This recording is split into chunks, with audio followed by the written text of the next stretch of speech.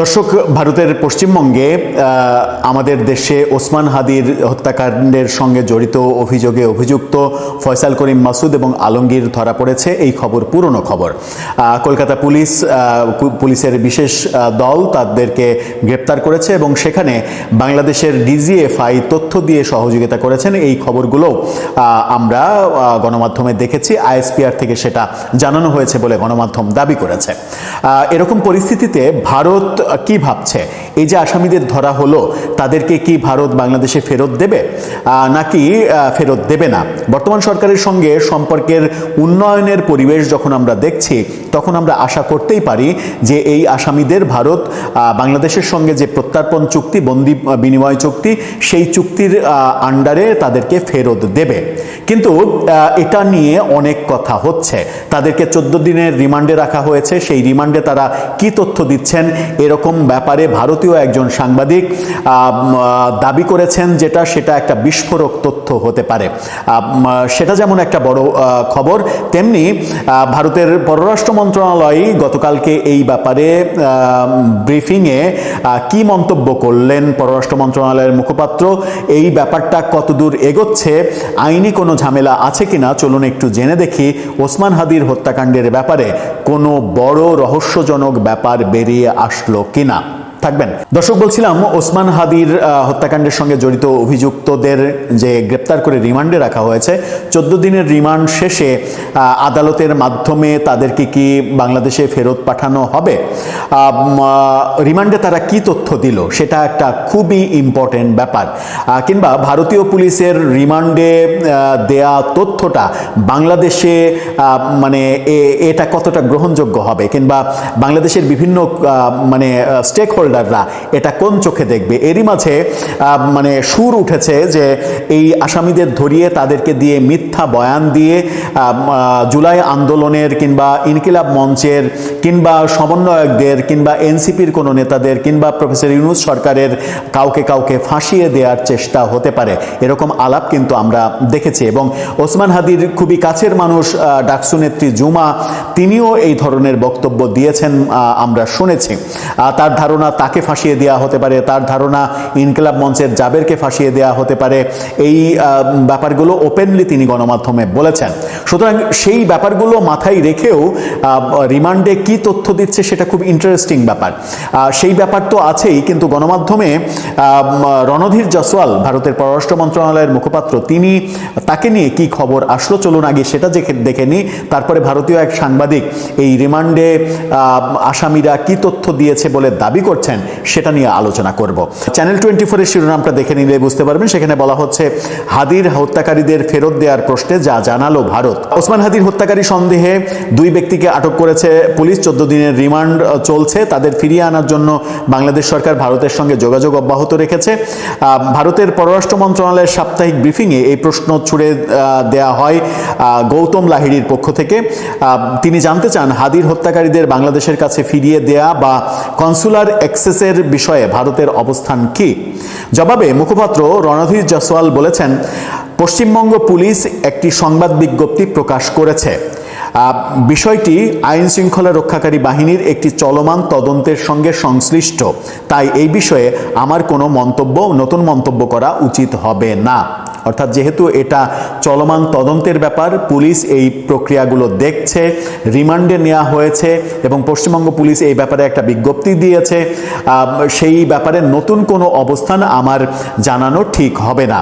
এর আগে 8 মার্চ এক বিবৃতিতে পশ্চিমবঙ্গ রাজ্য পুলিশের স্পেশাল টাস্ক ফোর্স বলেছিলেন, চাঁদাবাজি ও খুনের মতো গুরুতর অপরাধে অভিযুক্ত 2 বাংলাদেশি তাদের দেশ থেকে পালিয়ে অবৈধভাবে ভারতে প্রবেশ করেছে এবং বনগাঁ সীমান্ত এলাকায় আশ্রয় নেওয়ার চেষ্টা করেছে। এই তথ্যের ভিত্তিতে একটি অভিযান চালানো হয়।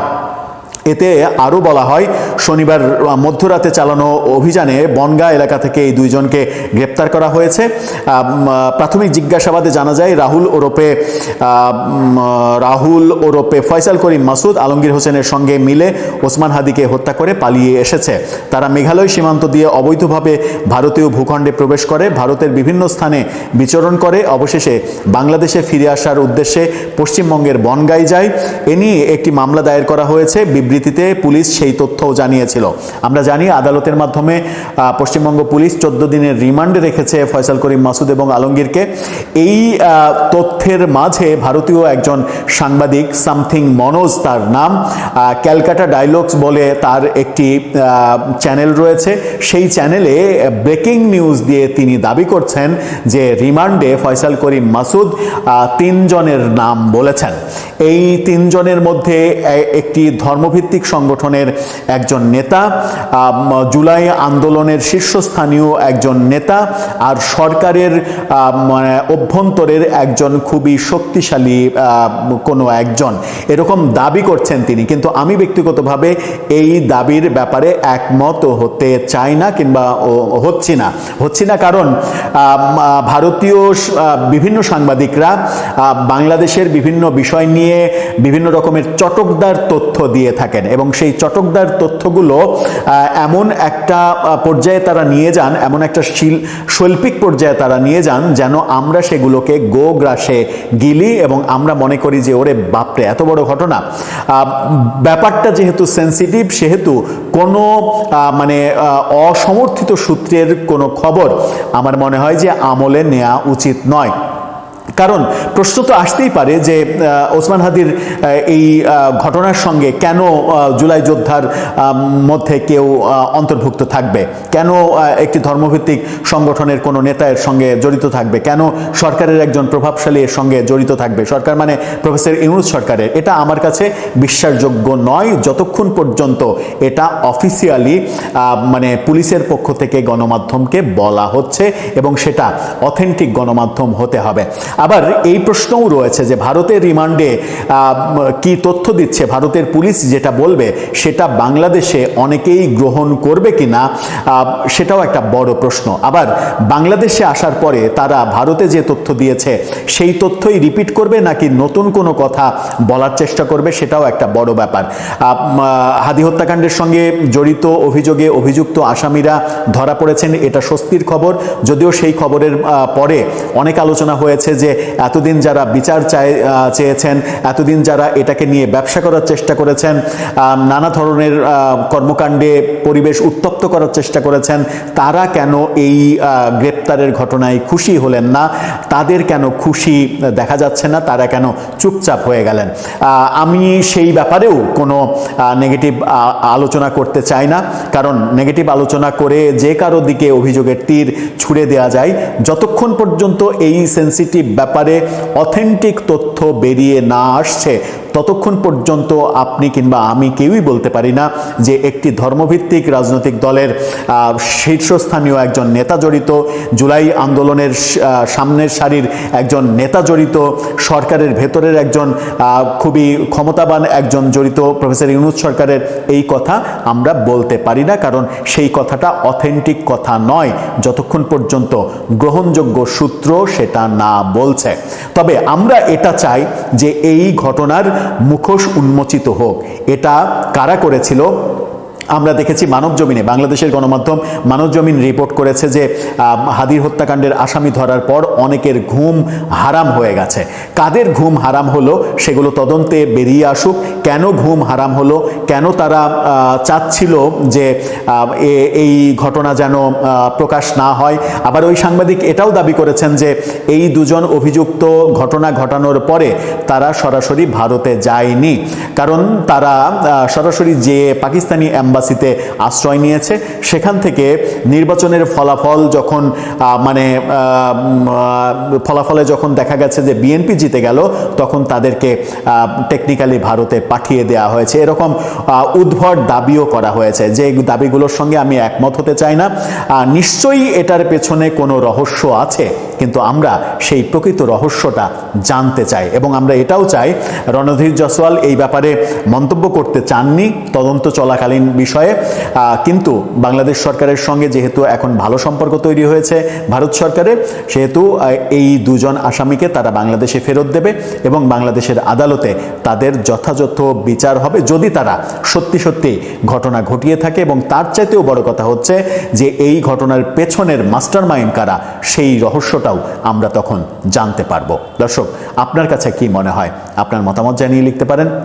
এই কথা নিঃসন্দেহে বলার অবকাশ রাখে না যে ইউনূস সরকার যাওয়ার পরে বাংলাদেশ এবং ভারত দুই দেশ মিলিয়ে একদম সমান তালে তারা প্রতিযোগিতা দিচ্ছে যে ইউনূস সরকার যে জায়গায় নামিয়ে গিয়েছিল বাংলাদেশের আপনার ভারত সম্পর্ককে, সেটাকে অন্তত একটা স্টেবল জায়গায় আনা।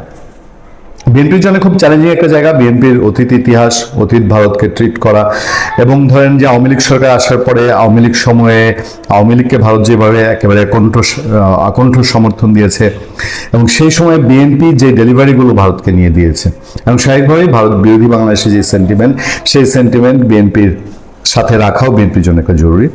সেই সময়ে বাংলাদেশের গুরুত্বপূর্ণ কোনো সংস্থার প্রধান যখন ভারতে সফর করেন, সেটা নিশ্চয়ই সিগনিফিকেন্ট। এই সফরটা খুব হুট করে আয়োজন করা হয় না বা আয়োজন করা যায় না।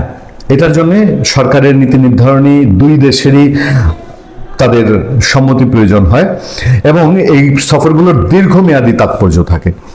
আমাদের নিয়মিত আলোচক দিল্লি প্রেস ক্লাবের সাবেক সভাপতি গৌতম লাহিড়ী, তিনি প্রথম আমাদেরকে জানিয়েছিলেন যে বাংলাদেশের ডিজিএফআই এর প্রধান, নতুন ডিজিএফআই এর প্রধান, বিএনপি সরকার ক্ষমতায় আসার পরে ডিজিএফআই প্রধান পদে চেঞ্জ হয়েছে, নতুন ডিজিএফআই প্রধান ভারত যাচ্ছেন। গৌতম লাহিড়ী তার প্রথম শোতে আমাদেরকে বলেছিলেন যে এটা চিকিৎসা পারপাসে বলা হলেও তিনি বলেছিলেন যে এর তাৎপর্য এবং গভীরত্ব অনেক বেশি। সেক্ষেত্রে আমরা নিজেরা কিছু না জানিয়ে গৌতম লাহিড়ীর বরাত দিয়ে আপনাদের জানিয়েছিলাম। এখন আমাদের সামনে খবর আছে, এবং আমি শুধু একটা মন্তব্য যোগ করেছি। আমি বলেছি যে এই যে ওসমান হাদির যে দুই অভিযুক্ত হত্যাকারী এবং দুজন কিলার বলা হয় যাদেরকে, সেই দুইজন যে ভারতে ধরা পড়েছে, এই ধরা পড়াটা বাংলাদেশের গোয়েন্দা সংস্থার কাছ থেকে তথ্য দেওয়া হয়েছিল, এরকম জোরসোর খবর পত্রপত্রিকা মিডিয়ায় এসেছিল। এবং সেটা যদি হয়, তার সাথে আমাদের এই অভ্যন্তরীণ সফরগুলোর একটা যোগসূত্র থাকলেও থাকতে পারে। আমার সামনের খবরটি হচ্ছে, গত কয়েক মাস ধরে বিএনপির সঙ্গে সম্পর্ক স্বাভাবিক করার ইঙ্গিত দিয়ে আসছে ভারত। গত কয়েক মাস ধরেই বিএনপির সঙ্গে সম্পর্ক, মানে ইলেকশনের আগে থেকেই বিএনপি ভারতের চয়েস। গৌতম লাহিড়ী আবার রেফারেন্স দিতে হচ্ছে, তিনি কিন্তু বারবার বলেছেন, ইলেকশনের আগে বলেছেন যে বাংলাদেশে ভারতের চয়েস জামাতে ইসলামী না, বাংলাদেশে ভারতের চয়েস তারেক রহমান। এবং নির্বাচনের পরে তিনি এই কথা বলেছেন যে তারেক রহমানের প্রতি ভারতের আকণ্ঠ সমর্থন অব্যাহত থাকবে এবং 100% সমর্থন আছে। এই অবস্থায় নতুন সরকার আসার পরপরই ভারত সফর করেছেন বাংলাদেশ সেনাবাহিনীর উচ্চ পর্যায়ের এক কর্মকর্তা। এই সফর দুদেশের বরফ গলার আভাস দিয়েছে। ভারতীয় সংবাদ মাধ্যম দ্য প্রিন্টের অনলাইন সংস্করণে এক প্রতিবেদনে এসব তথ্য উঠে এসেছে। প্রতিবেদন বলছে, সংবাদ মাধ্যমের আড়ালে থাকা বাংলাদেশের প্রতিরক্ষা গোয়েন্দা মহাপরিদপ্তরের ডিজিএফআই এর প্রধান মেজর জেনারেল মোহাম্মদ কায়সার রশিদ চৌধুরী নয়াদিল্লির সফর ভারত ও বাংলাদেশের শীতল সম্পর্ক আবার স্বাভাবিক করতে নতুন পদক্ষেপ হতে পারে বলে মনে করছেন সংশ্লিষ্ট। একটা দীর্ঘ রিপোর্ট, আমি এত দীর্ঘ রিপোর্টে আপনাদেরকে বিরক্ত করতে যাচ্ছি না। চুম্বক অংশ থেকে আরেকটু যেটুকু জানতে পারি, বাংলাদেশ নতুন সরকার ক্ষমতায় আসার কয়েক সপ্তাহের মধ্যেই ডিজিএফআই প্রধান নয়াদিল্লি সফর করেন এবং ভারতের গোয়েন্দা সংস্থা রিসার্চ অ্যান্ড অ্যানালাইসিস উইং রয়ের প্রধান পরাগ জৈন এবং তার ভারতীয় প্রতিপক্ষ লেফটেন্যান্ট জেনারেল RS রমন সহ অন্যান্যদের সাথে দেখা করেন। গণমাধ্যমের কাছে গোপন রাখা হয় এই সফর 2024 সালের আগস্টে বাংলাদেশের সাবেক প্রধানমন্ত্রী শেখ হাসিনার ক্ষমতাচ্যুতির পর এটি এমন প্রথম বৈঠক। বিষয়টি সম্পর্কে অবগত ব্যক্তিরা জানিয়েছেন, ডিজিএফআই প্রধান দুই কর্মকর্তার সাথে দেখা করেছেন এবং 18 মাসেরও বেশি সময় ধরে স্থগিত থাকা যোগাযোগের চ্যানেলগুলো খোলার পাশাপাশি অন্যের প্রতি শত্রু ভাবাপন্ন স্বার্থ সম্পন্ন ব্যক্তিদের দ্বারা কোনো দেশকে ব্যবহার না করার বিষয়ে একটি সমঝোতা হয়েছে।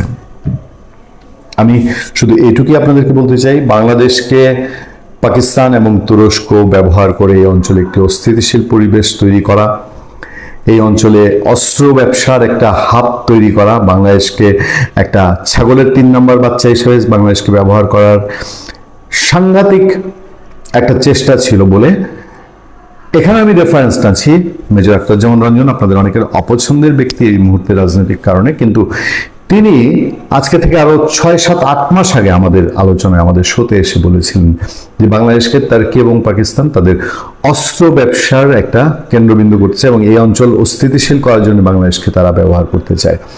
আমরা ভারতীয় সংবাদ মাধ্যমের সূত্রে যে তথ্য পাচ্ছি সেই তথ্য হলো এই চেষ্টাটা যেন সফল না হয়, সেই চ্যানেলগুলো, সেই উদ্যোগগুলো, সেই সমীকরণগুলো আবার কাজ করতে শুরু করেছে। ভারতের সংবাদ মাধ্যম ডিজিএফআই প্রধানের সফর সম্পর্কে যে তথ্য দিয়েছেন সেই তথ্য বাংলাদেশের সংবাদ মাধ্যমে, সোশ্যাল মিডিয়ায় যারা কাজ করেন তারা ইতিমধ্যে তুলে ধরেছেন। আমরা সেই রেফারেন্স ইউজ করে আপনাদের সামনে এই তথ্যগুলো তুলে ধরছি। তবে এটা ঠিক যে এটা একটা আশার আলো, এবং এই দুই প্রতিবেশী দেশের মধ্যে যে উত্তপ্ত অবস্থা, বাংলাদেশ থেকে জঙ্গি গিয়ে ইন্ডিয়াতে আক্রমণ করবে, বাংলাদেশ থেকে শুধু ধর্মভিত্তিক আলোচনা করে, এবং এই যে আমরা এর আগে এটাও দেখেছি যে কলকাতার যেই পুলিশের যে এজেন্সি এই ওসমান হাদির হত্যাকারীদের গ্রেফতার করেছে, তারাই আসামে অভিযান চালিয়ে 11 জন জঙ্গিকে গ্রেফতার করেছিল, এবং সেই 11 জনের মধ্যে বেশ কয়েকজনের জন্মস্থল এবং উৎপত্তি বাংলাদেশ, এবং বাংলাদেশ ভিত্তিক পুরনো একটি জঙ্গি সংগঠনের সঙ্গে তাদের তৎপরতার কথা আসাম ভিত্তিক সংবাদ মাধ্যমগুলোতে এসেছিল। সেই সব খবর যেন না আসে, অস্বস্তি যেন না হয়। এই যে বিপদের দিনে আমরা ভারত থেকে তেল পাচ্ছি, যদি ইউনূস সরকারের মতো সময় থাকতো, আমি নিশ্চিত করে বলতে পারি যে ওসমান হাদির এই গ্রেফতারকারীগুলো আর গ্রেফতার হতো কিনা ভারতে, বা এই তেল আনার জন্য তখন ইউনূস সরকার আমাদের দেশের জনগণের উপরে নিশ্চিতভাবে বলতে পারি যে দেশের জনগণের কষ্ট চাপিয়ে দিয়ে, ওই যে বলে না যে কি ঘাস খেয়ে থাকবো তারপরে অস্ত্র তৈরি করো, এই টাইপের জঙ্গি স্লোগানেই তারা মত্ত থাকতো কিনা। ভালো থাকবেন, সুস্থ থাকবেন। আপনাদের সাথে আমি আতিক রহমান, পূর্ণিয়া।